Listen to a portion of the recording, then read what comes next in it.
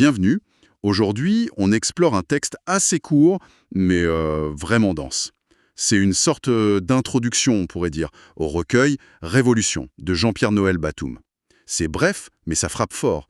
On dirait moins une préface qu'un cri, une vraie déclaration d'intention. Oui, tout à fait. C'est plus qu'une introduction, c'est un manifeste poétique en quelque sorte. Exactement. Et notre but, c'est d'aller voir au cœur de cet appel, révolution. C'est quoi cette révolution dont parle Batum? Et surtout, quel rôle il donne au poète là-dedans? Un rôle presque sacré, on dirait. C'est ça. Dès le début, on sent une tension, une urgence. Il ne présente pas juste son livre, il en expose vraiment la raison d'être. Et cette façon d'écrire en majuscule, alors j'écris et je crie, Oui, ça revient souvent. ça installe tout de suite quelque chose de grave, de déterminé. C'est pas un texte qui cherche à plaire, mais à interpeller, vraiment à secouer même. Tout à fait. Et ça commence fort, avec sa vision du poète. Il le compare au prophète en lui donnant, je cite, deux éléments essentiels. D'abord, les yeux. Mhm. Des yeux qui font plus que voir. Ils scrutent, ils discernent la réalité au-delà des apparences. Et même des yeux qui écoutent l'histoire qui s'écoule. Des yeux qui écoutent, c'est puissant comme image, non? Ah oui, c'est très fort. Et ça dit beaucoup, ça suggère une perception qui va au-delà de la vue simple.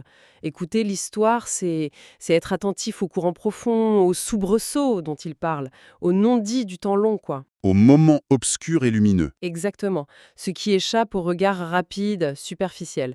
Donc, le poète, chez Batum, c'est pas juste un artiste qui observe le présent, c'est quelqu'un qui déchiffre les dynamiques de l'histoire, les vérités cachées. C'est une exigence énorme, en fait. Oui, il faut une sensibilité particulière pour capter tout ça. Les signaux faibles, comme on dit. Donc cette capacité à voir plus loin, presque à deviner, c'est ça qui le distingue fondamentalement de l'artiste lambda, pour Batum. C'est pas juste une question de faire du beau. C'est tout à fait ça. Sa vision fait du poète une conscience critique, une sorte de veilleur.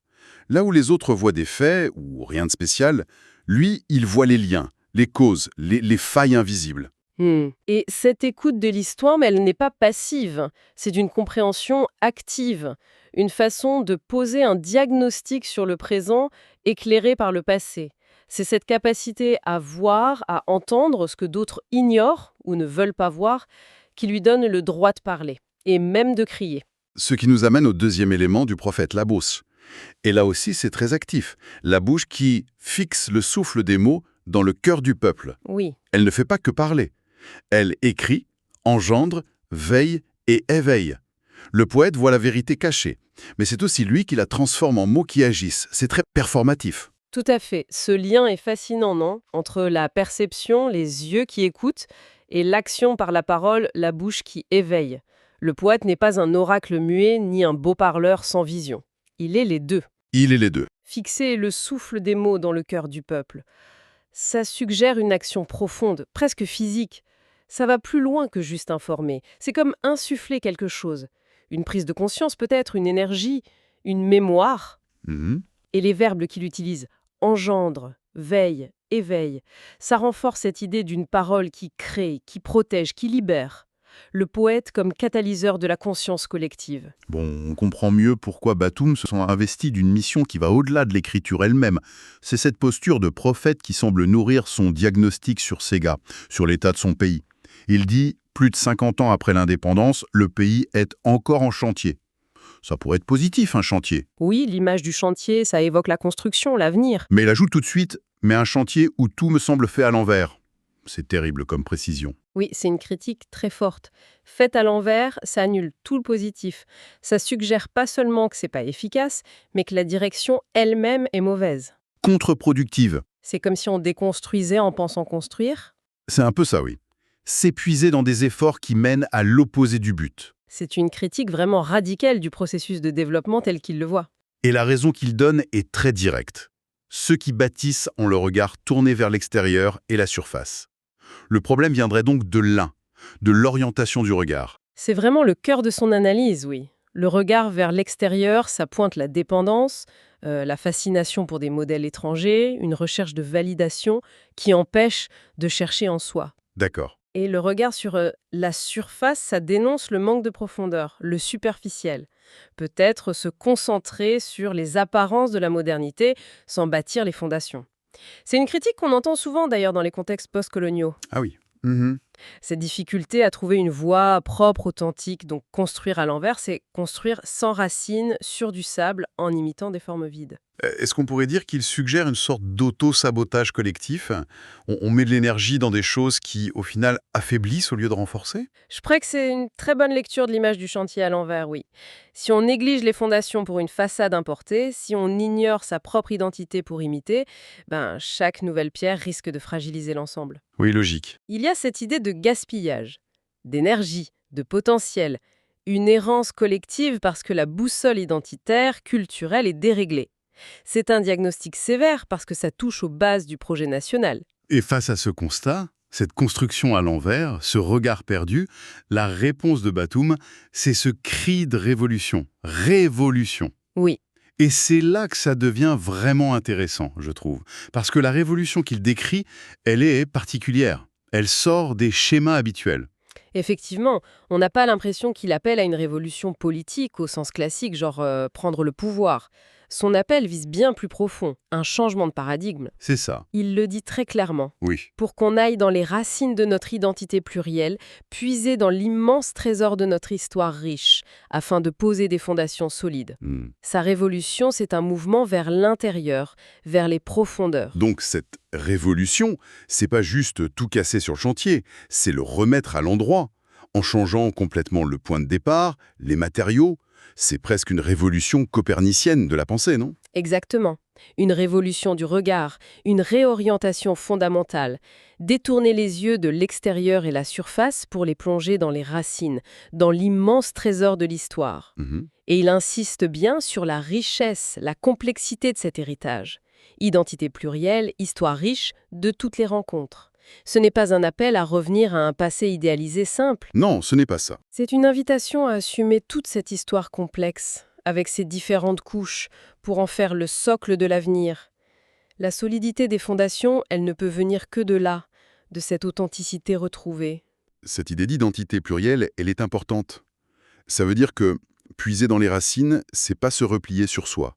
C'est au contraire accepter une complexité qui est une richesse. Oui, c'est un point crucial, je pense. Ça nuance vraiment l'appel aux sources. En parlant d'identité plurielle et d'histoire riche de toutes les rencontres, il évite le piège d'une vision essentialiste, exclusive de l'identité. D'accord. Il reconnaît que l'identité, c'est quelque chose de dynamique, fait d'apports divers, d'influences, de métissage culturel, spirituel.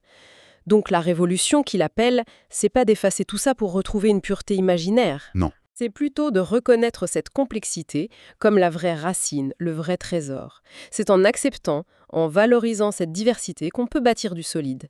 C'est un appel à une authenticité complexe, pas une simplicité réductrice. C'est donc une révolution qui consiste à se réapproprier toute son histoire, toute son identité, sans cacher la complexité, pour en faire le moteur d'une construction authentique.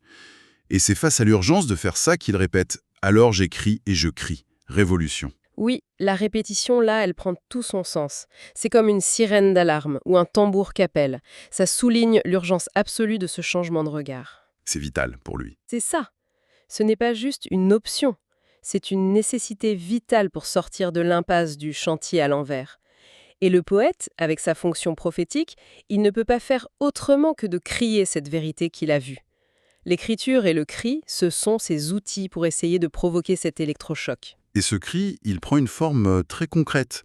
Le recueil Révolution lui-même. Le texte nous dit que c'est un poème fleuve de 45 pages. Ce format, poème-fleuve, c'est sans doute pas un hasard non plus. Non, en effet. Le poème fleuve, ça suggère une œuvre continue, ample, qui déroule une pensée, une vision sur une longue distance, sans les pauses des poèmes courts. Ça permet d'aller au fond des choses. D'explorer les méandres d'une idée. Oui, de développer une argumentation poétique, de tisser des liens complexes entre l'histoire, l'identité, l'avenir. 45 pages pour un poème, c'est considérable. Ça montre une volonté d'aller loin dans l'exploration de cette idée de révolution telle qu'il la voit. C'est une invitation à un voyage, en fait. Un voyage que, d'ailleurs, Batum et son éditeur veulent rendre accessible. C'est intéressant, l'extrait se termine avec des infos très pratiques. L'éditeur Thiel Africa, le prix 2500 FCFA, des numéros de téléphone. Oui, les numéros, plus 237, 677, 53 06 21, 179 57 665. Et même une boutique en ligne, indal.shop, ça peut sembler juste un détail pratique, mais est-ce que ça dit quelque chose sur sa démarche? Ah, je pense que c'est loin d'être un détail. Au contraire, ça ancre tout ce projet poétique dans une volonté très concrète de diffusion, d'impact. Ah oui, En mettant ces infos à la fin de ce manifeste, il montre que ce cri ne doit pas rester juste dans les cercles littéraires. Il y a une vraie volonté de mettre l'outil, le poème, entre les mains du public, de faciliter sa circulation. ça renforce l'idée que la révolution dont il parle, c'est quelque chose qui doit toucher la société. Exactement. L'acte poétique se prolonge dans l'acte de rendre le poème disponible, matériellement. C'est cohérent en fait, le message et sa mise en œuvre. C'est une façon de dire « voilà le problème, voilà l'appel, et voilà l'outil que je propose pour commencer ce changement. Prenez-le ». Ça relie le côté prophétique à quelque chose de très terre-à-terre. C'est tout à fait ça. La dimension prophétique n'est pas juste dans les nuages. Elle se traduit par une œuvre concrète et des moyens pour qu'elle arrive au lecteur. Ça montre le sérieux de l'engagement. Il ne lance pas juste une idée. Il fournit le support de sa réflexion et invite à s'en saisir. Bon, alors, si on essaye de résumer un peu cette exploration de l'intro de Révolution. On a vu cette vision très forte de Batum sur le poète. Un sentinelle, avec une perception profonde de l'histoire, une parole qui peut éveiller. À partir de là, il fait un diagnostic assez dur sur le développement post-indépendance. Fait à l'envers parce que déconnecté de ses propres racines, trop tourné vers l'extérieur, le superficiel. C'est ça. Et face à ça, sa réponse, c'est cet appel urgent à une révolution bien particulière. Pas un truc politique classique, mais un changement radical de mentalité. Revenir aux racines de notre identité plurielle, à la richesse de l'histoire. C'est la seule façon pour lui de poser enfin des fondations solides et de construire un avenir authentique. Finalement, son message, c'est une exhortation forte à changer de regard. Regarder dedans plutôt que dehors, en profondeur plutôt qu'en surface.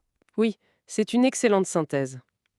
C'est vraiment une invitation à une introspection collective, à une refondation culturelle et identitaire qu'il lance avec ce poème Fleuve. Et ça nous laisse avec une question de fond, je trouve. Une question qui dépasse ce livre, mais que Batum pose avec force. Laquelle? Mais quelle est la puissance réelle des mots, de la poésie, pour déclencher une telle révolution des consciences? Est-ce que écrire et crier, même avec cette force prophétique qu'il revendique, ça suffit pour initier un changement de paradigme aussi profond dans une société? Bonne question. Est-ce qu'on peut vraiment réorienter une trajectoire collective qu'on juge mauvaise, juste en puisant dans les racines, dans l'histoire, par la force des mots, par la réactivation d'une mémoire, d'une identité partagée? C'est toute la question de l'impact de l'art, de la pensée sur le réel, en fait. Oui. Et c'est peut-être ça la provocation la plus stimulante de ce texte, nous faire réfléchir au potentiel transformateur de la poésie, mais aussi à ses limites peut-être, comme levier de changement social, identitaire, aujourd'hui comme hier. C'est une question qui mérite réflexion.